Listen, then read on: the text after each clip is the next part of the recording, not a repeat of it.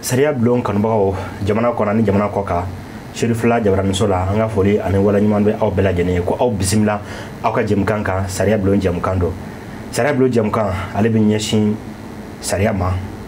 an ka kirisow haka ja ka se sariya bolocogo ma an ka jamana kɔnɔ jamana forobacɛw ka baara bɛ ɲɛsin minnu ma an bɛ an ɲɛsin nin bɛɛ lajɛlen ma kabi waati jan an bɛ min kɔnɔ ni o ye an ka jamana degun ni waati ninnu kɔnɔ o ye jatigɛkɛ wale n'an ko ma ko terrorisme dérivé mun b'o la jamana minisiriso min ɲɛsinnen do dinɛko ni batokow ma ale ye wulikajɔw kɛ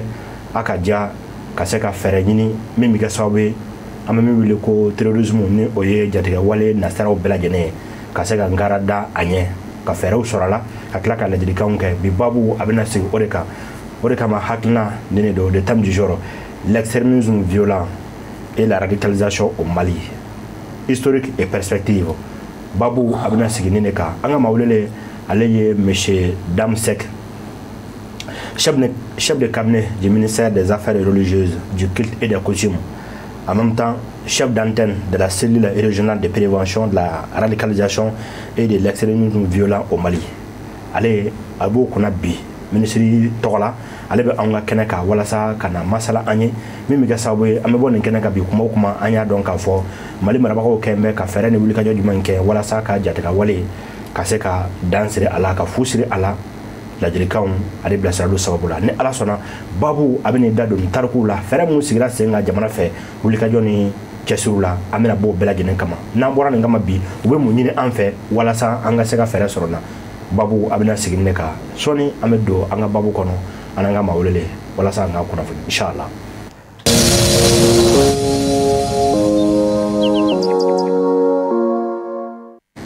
Monsieur le chef de cabinet an bɛ fɔ k'i waleɲuman dɔn i sɔnna ka na an ka kɛnɛ in kan hali n'a sɔrɔ a cunni kan. A diyara n ye baasi na n yɛrɛ bɛ aw fo k'aw barikada c'est parce que an bɛ fɛn min kunna an bɛ kɛlɛ kelen min na Serifula ye nafaba de ye a la o de kosɔn a y'a kanu an ka na nin kɛnɛ in kan n'o ye sariya bulon kɛnɛ ye ka se ka ɲɛfɔli kɛ lamɛnbaa ye ani maa minnu ɲɛ banna minnu tulo banna u ka se ka faamuya sɔrɔ nin ko in na ka d'a kan jamajɛ baara nafa bɛ o de la. A diyara n ye an bɛ fo k'i waleɲuman dɔn a cunni ka cogo cogo suko ni dugusajɛ cɛ i nana an ka weleli jaabi o la an bɛ fo ka minisiri ni kabine bɛɛ lajɛlen fo. Foli y'aw de ta ye. Ni an ye nin bɛɛ lajɛlen lajɛ bi maa caman bɛ yen nɔ an b'a fɔ an da la tubabukan kɔni na hali n'an t'a kɔrɔ dɔn kosɛbɛ ko extrémisme et radicalisation ale yɛrɛ ye mun ye bamanankan na ɲuman na walasa an ka se ka a ɲɛdɔn. Basi na ɲininkali ɲɛna a tun ka d'an ye an ka segin kɔ dɔɔnin fɔlɔ ka kow segi a minɛn kɔnɔ mun kosɔn kuma lamɛnbaa ni kuma an lajɛbaa ka se ka faamuya sɔrɔ a dogolen t'an na san 2012 n'o ye 2012 ye an ka jamana binna dingɛ kɔnɔ ka jamana tila saba ye tila filanan n'o ye les 2 tiers k'o minɛ ni diinɛ tɔgɔ ye jatigɛ wale tigilamɔgɔw ka baara sababu la o kɔnɔna na kumana min na an y'an yɛrɛ sɔrɔ dɔɔni jamana marabaw nana sigi ka miiri k'a fɔ tiɲɛ don an tun bɛ nin kuma in mɛn telew la an b'a kuma mɛn arajow la k'a ye telew kan terrorisme bɛ nin ko in kɛ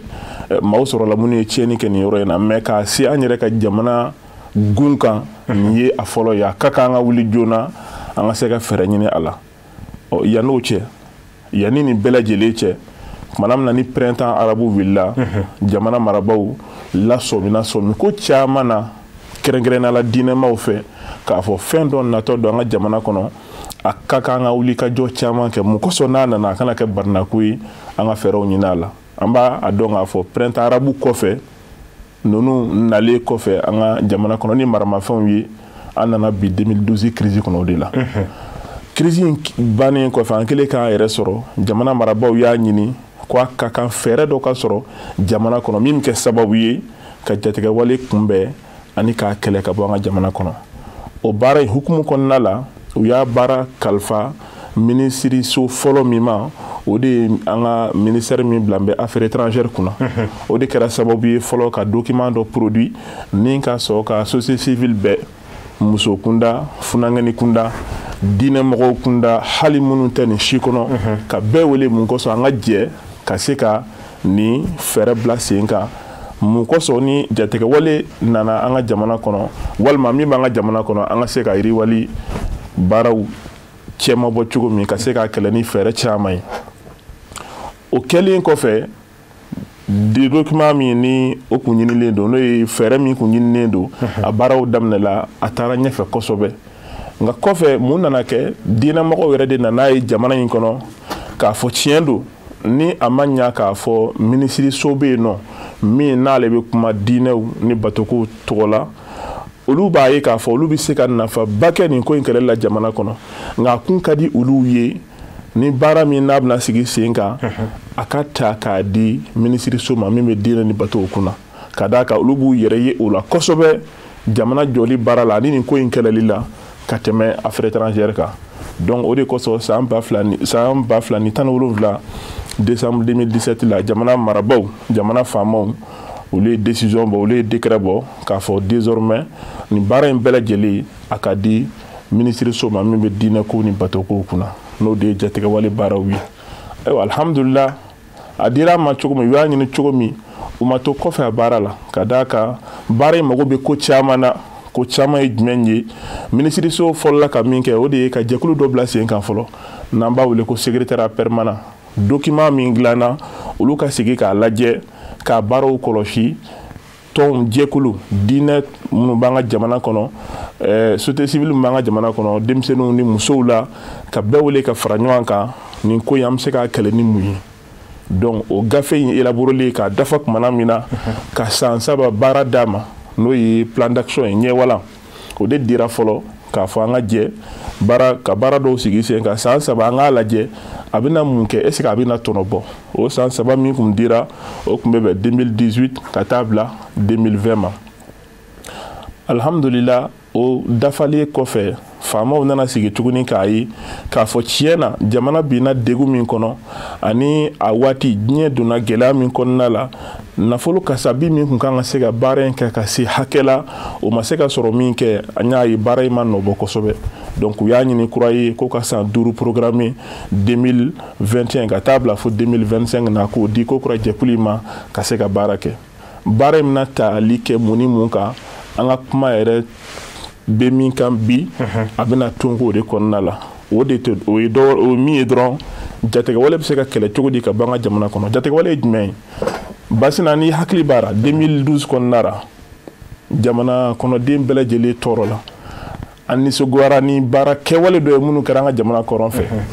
an ka jamana sɔrɔsi cɛ dafalen maa caman k'olu minɛ k'u kantigɛ k'u bolo siri ni juguya kɛwale da bɛɛ lajɛlen ta k'a da u kan hali ni y'a baara kɛtɔ i b'a dɔn k'a fɔ ko maliyɛn den yɛrɛ tɛ sɔn ni ma fiyewu donc o kosɔn jamana diinɛmaw wulila k'u jɔ ko fɛn dɔ min nalen filɛ n'an ka jamana kɔrɔn fɛ ka kɔn fɔlɔ ka nɔgɔ bɔ a sanfɛ maa kana miiri k'a fɔ ko nin ye diinɛko ye diinɛko tɛ nin tɛ diinɛko ye nin ye tiɲɛnikɛla dɔw de nalen an ka jamana kɔnɔ minnu b'a fɛ ka tiɲɛni caman kɛ ni diinɛ tɔgɔ ye kɛrɛnkɛrɛnnenya la silamɛya diinɛ tɔgɔ ye k'a sɔrɔ ni diinɛ cɛ ka jan i b'a ye k'a fɔ an ka waati an ka religieux ye sensibilisation caman de kɛ telew ni arajow la ka maaw la faamu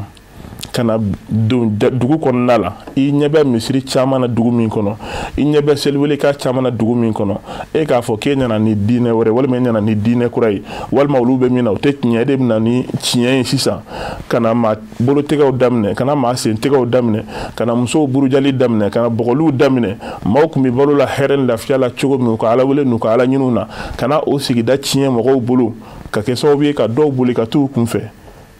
kira ma kɛ tan dɛ kira ma kɛ tan o kɔlɔlɔ min n'o nana an ka jamana kɔrɔyan fan fɛ dɔnnibaw y'u seko k'a la cogo min jamana faama fana y'u seko k'a la ne ni n'a fɛɛrɛ ninnu de bilasirali ye sen kan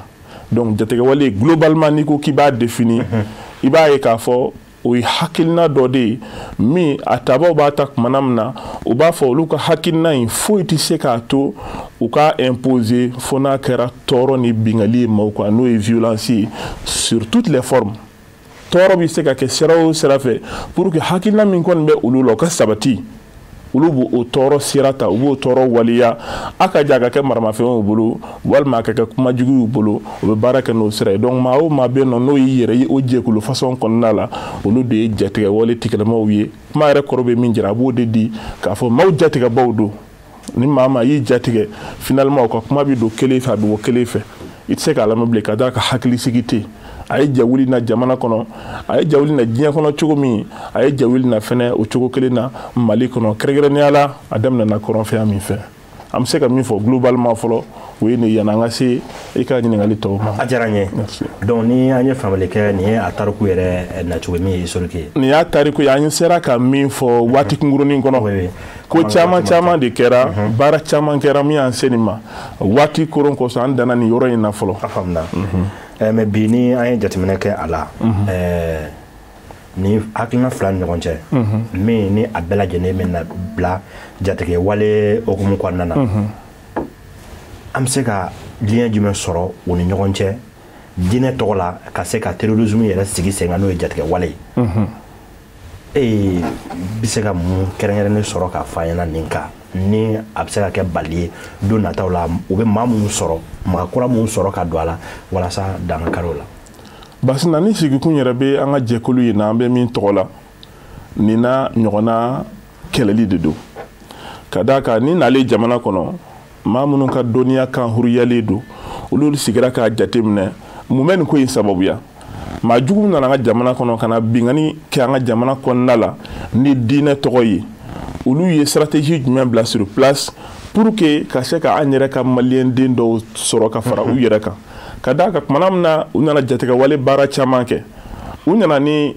jamana kɔnɔna la c'est vrai développement ma bonya ka se hakɛ dɔw la jamana fan dɔw fɛ o kuma funangani minnu bɛ o zone ninnu kɔnɔna la walima maa minnu bɛ o yɔrɔ ninnu na ni olu ma kɛ k'a fɔ u bolo bɛ baara dɔ la fɔlɔ olu bɛ degun kɔnɔ c'est à dire i b'a sɔrɔ frustration dɔ bɛ yen nɔ min généraliselen don tɔɔrɔ dɔ bɛ olu kan ka kɔrɔ donc i b'a ye o maa suguya minnu bɛ yen olu de sɔrɔ ka di kosɛbɛ ninnu bolo donc u nana fɔlɔ ni idée min ye o de ye ka don olu n'u hakili cɛ k'a fɔ aw yɛrɛ bɛ jamana kɔnɔna la jamana ma baara ɲini ka d'aw ma aw yɛrɛ ka sigida filɛ nin kalanso t'a kɔnɔ walima dɔgɔtɔrɔso ɲuman t'a kɔnɔ o tuma a ye wuli a kana fara an kan an ka jɛ ka jamana bin ni jamana binna anw bɛna jamana ta aw bɛna lafiya sɔrɔ u nana ni hakilina fɔsɔn de ye ka don maa caman kunna c'est vrai jama ka ca caman b'a a mɛn ka tɛmɛ n'u sen fila ye nka maa caman binna dingɛ kɔnɔna la ka d'a kan u bɛ wari minnu proposer u ye k'a fɔ an b'i ta kalo la an bɛ se ka 40,000 walima 20,000 d'i ma o n'a ɲɔgɔnnaw maa caman donna la yɛrɛko ɲini kosɔn walima dɔw yɛrɛ bɛ yen o se bɛ kɛ olu ka famille de ma a ka famille ka maa kelen di ka fara an kan n'a ka famille ma maa di ka fara an kan ni jamana finitigi ni jamana kɔlɔsibaw taara an bɛna a ka famille kɛlɛ o b'a kɛlɛ fɛnɛ donc du caman bɛ yen nɔ olu ye mɔgɔ kelen kelenw di minnu banna ka maaw di olu tilala ka tɔɔrɔw sɔrɔ a kɔfɛ donc i b'a ye ni gɛlɛya ni tɔɔrɔ nana jamana kɔnɔ fɛn caman de bɛ min bɛ se ka wolo a kɔnɔ nka ni yɛrɛ nana mot ninnu ta k'a lajɛ tubabukan na terrorisme o bɛ yen nɔ extrémisme bɛ yen radicalisation bɛ yen nka nin bɛɛ lajɛlen daminɛ ye radicalisation de ale de ye ko in yɛrɛ premièrement de ye. mais ale yɛrɛ la walasa an ka faamu radicalisation in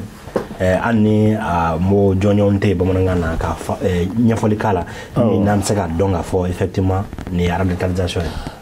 radicalisation i bɛ se k'a sɔrɔ cogo min na n y'a fɔ définition kelen tɛ a kɔnɔ mais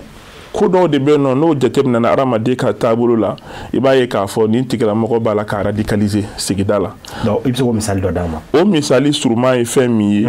o ye i n'a fɔ bɛɛ bɛ ɲɔgɔn dɔn sigida kɔnɔ mais e nana bali ka misali a teri dɔ ye walima a b'o kɛ ɲɔgɔn dɔ ye a nana ko dɔw daminɛ min aw yɛrɛ dabala ban. kuma dɔw ni a bɛ gɛrɛ ni baro ni fɛnw na ni jama tɔw taara fan min fɛ ale bɛ taa kelen dama fa o tɛ baasi ye dɛ ale bɛ tila k'a fɔ k'ale taara min na o de ye tiɲɛ ye ko ni mɔgɔ ma sɔn o ma o tuma a bɛ se ka mɔgɔw violenter verbalement walima psychologiquement k'a fɔ f'ale k'a ka idée imposer o ye fitinin dɔrɔn ye a la o kɔfɛ dantɛmɛwale sira fɛn o fɛn bɛ yen nɔ a tigi b'o sira caman daminɛ maaw ɲinama mɔgɔw ka remarque t'a kan tuma min fo remarque bɛna boli a kan. o tɛ baasi ye adamaden n'i kɛra maa kelen na bila i ka ɲɛnɛmaya kɔnɔ maa ka jate t'i kan i yɛrɛ ka jate tɛ maa kan nka kumana min na n'a tigi ko sisan hakilina min bɛ ne la n tɛ se k'a lawaleya fiyewu f'a ka kɛ ni violence sira ye ka taa se maramafɛnw tali ma walima ka taa se ko kɛli ma sigida kɔnɔ min n'a bɛ kɛ degunba ye kosɛbɛ la ni damakaro tigilamɔgɔ la ni marifatigiw nana a bɛ tugu olu nɔfɛ pour que k'a ka idée imposer de façon violente sigida kɔnɔ jamana kɔnɔ donc ko in ni étape saba don a la dɔgɔmani o ye radicalisation ye n'o avancera maa min ka niveau la il devient extrémiste o kuma n'a tɛmɛn'o kan sa ka don violence kɔnɔ c'est là où a bɛ kɛ terroriste dafalen ye ni fɛrɛ ma ɲini olu tigilamɔgɔw la olu de bɛ kɛ sababu ye ka tiɲɛni caman don kɛrɛnkɛrɛnnenya la an ka finitigilamɔgɔw ani sigida yɛrɛ maaw ka tɔɔrɔ caman na sigida kɔnɔna la donc ko in ye nin étape saba ye dɔnnibaaw ye min ɲɛfɔ a la. Ni diyara n ye an ye faamuyali caman sɔrɔ mais ni a bɛɛ lajɛlen jateminɛ e ka ɲɛfɔliw na n'an yɛrɛ ka ɲinini fitininw na i b'a ye k'a fɔ les 85% sinon les 90% a bɛɛ lajɛlen an ka jamana ta kala a caman bɛ daminɛ diinɛ ko sira fɛ ka yɛlɛ. Kosɛbɛ. Mun nana ni o hakilina o ko in ye? I ka ɲininkali ɲana kosɛbɛ Basina. An y'a fɔ tumana min na jatigɛwale kɛbaaw nana an kun b'a ye telew ni arajow la tumana min na a nana bi an yɛrɛ ka jamana kɔnɔ on était déjà avertis u nana ni diinɛ sira o de kosɔn an ka diinɛmaw ma sigi tumana min na n'u nana u fɔlɔla ka min fɔ diinɛma kɛrɛnkɛrɛnnenya la minnu bɛ silamɛ diinɛ kɔnɔna la olu bɛ baara kɛ ni sariya de i n'a fɔ misali n'i ye ko dɔ kɛ n'a b'a fɔ ko sariya ma sɔn i ma o kɔrɔ e bɛ diinɛ min na n'o ye silamɛya ye o principe dɔw bɛ yen olu ma sɔn ko i ma donc les mots même sariya u ka bon u bolo o de kosɔn o tellement que u b'an ka jamanaw dɔn u nana an ka jamana kɔnɔ min kɛ u nana fɛ kumakan fɔlɔ min bɛ yen k'a prôner k'o de kɔrɔta sanfɛ an kɔni nana an bɛna sariya de défend an bɛna sariya de sigi jamana kɔnɔ o tuma an nana ni hɛrɛ de ye tɔɔrɔ t'an na diinɛmɔgɔw wulila o yɔrɔ bɛɛ k'a fɔ sariya yɛrɛ ye fɛn min ye silamɛya fɛn bɛɛ yɛrɛ de ye sariya ye les mots sariya même k'a fɔ a waati u y'a kɛ sababu ye ni ko mɔgɔ min ma sariya dɔrɔn a bɛ siran alors que ale yɛrɛ bɛ sariya kɔnɔ à 90% à 90% e bɛ seli min kɛ sariya dɔ de don i bɛ sun min kɛ i tɛ se k'a kɛ n ko sariya dɔ de don i bɛ jaga min bɔ i taa hiji min na nin bɛɛ ye sariya baaraw de ye ninnu ye 90% yɛrɛ de ye sariya yɛrɛ baara kɔnɔ les 10% n'an b'a wele ko hududu o de ye hakɛw ye mana min na ni i minɛna suɲɛni na k'a se hakɛ dɔ la maa dɔw ka sariya ka suɲɛni ko suɲɛni maa ni i bɛ ka fɛn min suɲɛ a fɛnɛ a k'i mɛn ka se hakɛ dɔ la sariya bɛ se k'a fɔ silamɛya sariya la e tɛgɛ ka tigɛ yanni walima maa min bɛ yen nɔ n'a minɛla jɛnɛ la misali seere 4 ka dafa la ninnu ye misali kunkuruninw de ye sariyatigiw bɛ minnu b'a développer kosɛbɛ o kuma hakɛ ani peine hakɛ min ka kan o ka k'a tigilamɔgɔ la ça c'est les 10%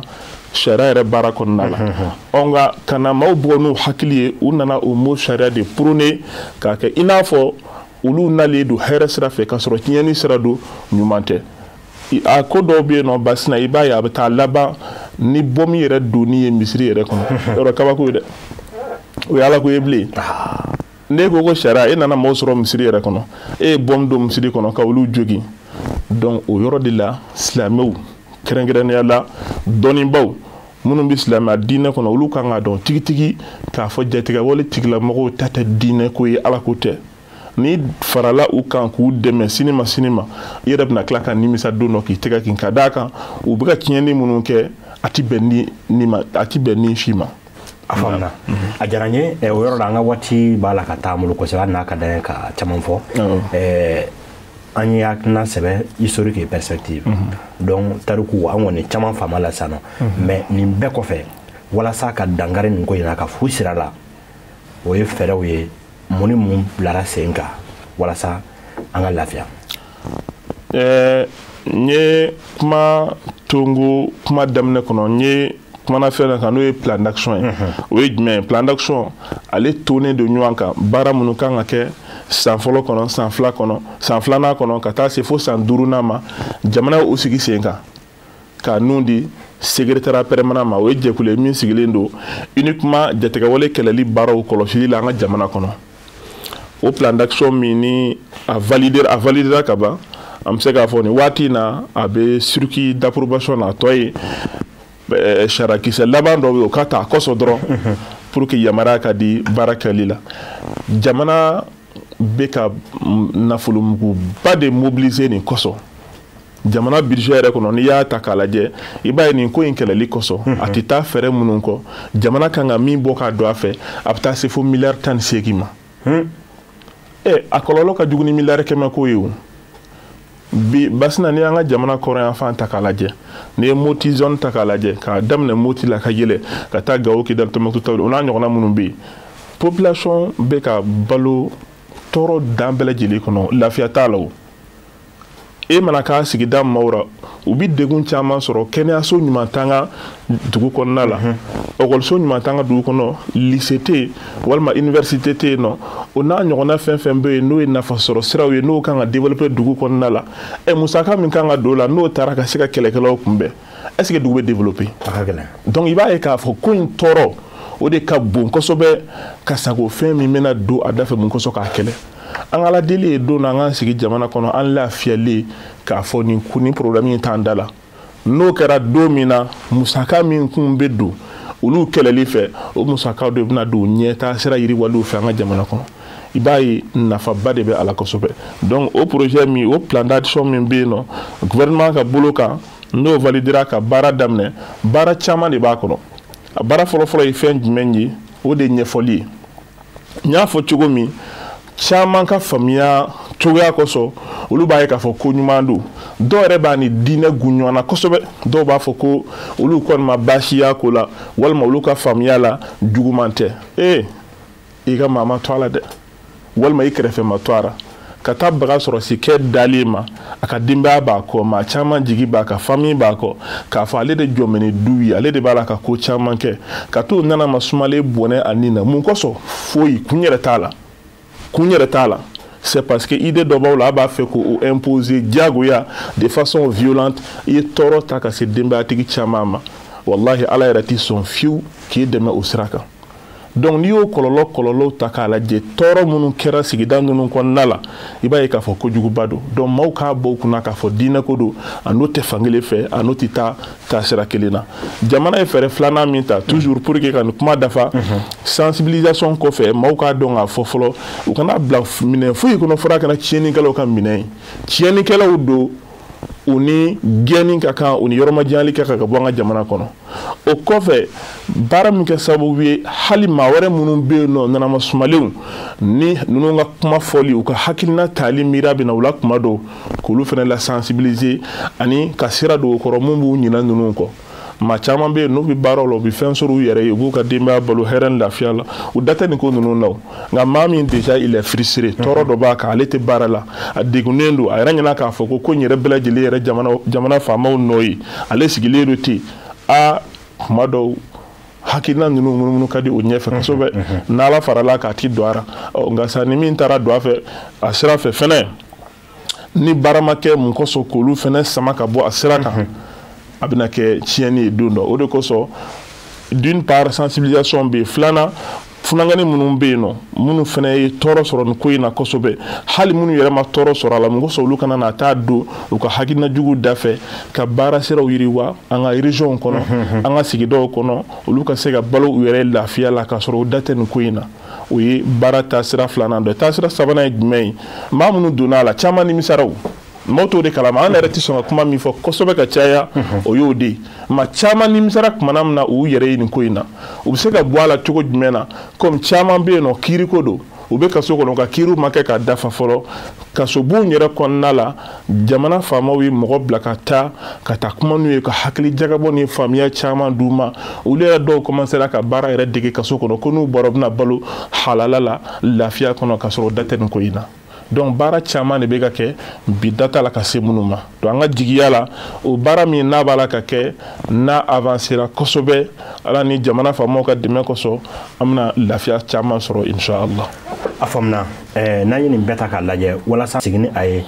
ka jigiya k'a fɔ ni ala sɔnna don nataw la i ye plan d'action min fɔ nin sariya min bɛ kɛ k'a tɔ dafa dɔrɔn walasa k'a sigi sen kan ka musakakow bila sen kan mun ni mun kɛra a kɔnɔ déjà sani an k'a fɔ ko min bɛ senna o ka dafa baara jumɛn ni jumɛn kɛra n'an b'a fɔ o ma aw yɛrɛ ka tubabukan na ko état des lieux kosɛbɛ teliya la fɛn caman kɛra basina n y'a fɔ secrétaire permanent kɔfɛ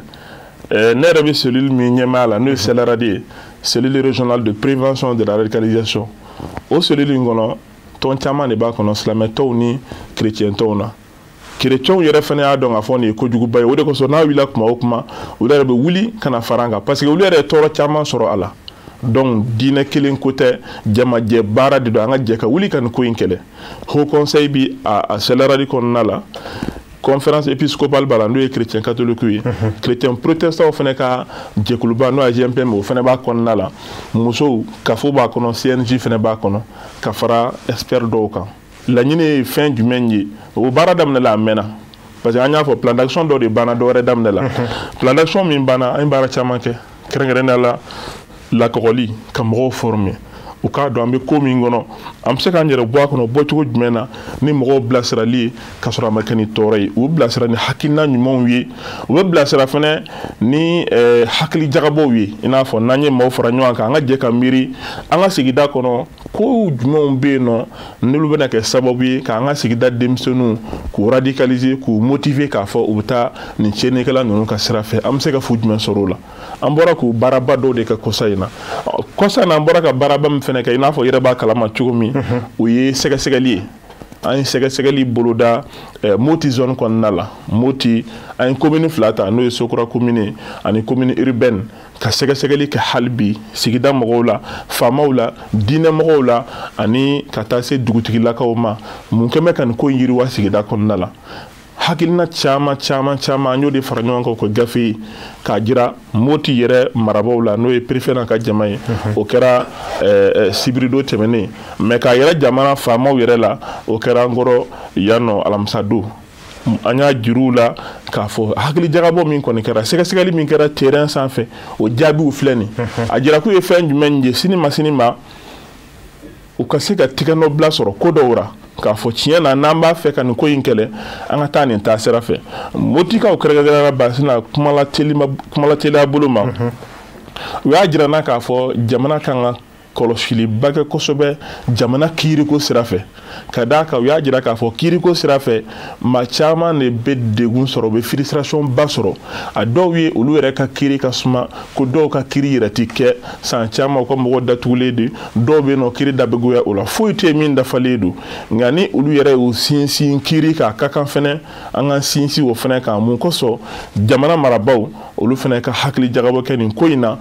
jamana baarada cakɛda fɛn o fɛn bɛ nin kelen-kelen bɛɛ lajɛlen jeniyɔrɔfin bɛ nin ko in kɛlɛ la an ka jamana kɔnɔ n'i nana minisiriso ta min bɛ diinɛmɔgɔw kan diinɛmɔgɔw b'u ka baara kɛ olu b'u ka baara la sanga ni waati juma kutubaw la wajulu kɛnɛw la u dɔwɛrɛ tɛ u da kɔnɔ fara ka maaw sensibiliser nin ko in u ka se ka bɔ a sira kan cogo min na jamana